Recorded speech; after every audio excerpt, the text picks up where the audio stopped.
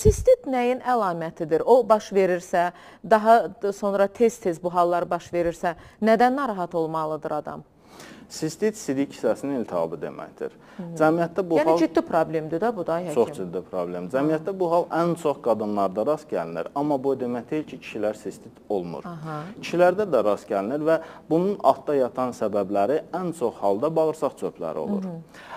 Kişilərdə bunu tətikləyən müəyyən faktorlar, amillər vardır. Bu faktorlardan biri tibbi dildə hipotermiya, el arasında soyuqlama dediyimiz faktordur. Məsəl üçün, tutaq ki, şəxs kondisioner altında yatdı və yaxud soyuducu soyuq bir su və yaxud soyuq bir meyvə götürdü, və yaxud da qidalandı. soyuq duş qəbul etdi. Bəli, bunlar avtomatik olaraq orqanizmin hipotermiya vəziyyətində, yəni soyuqlama vəziyyətində bir şərait yaradır ki, sidik hissəsində olan mikroblar, stafilokokkum, streptokokkum və yaxud da ki, ola bilsin ki,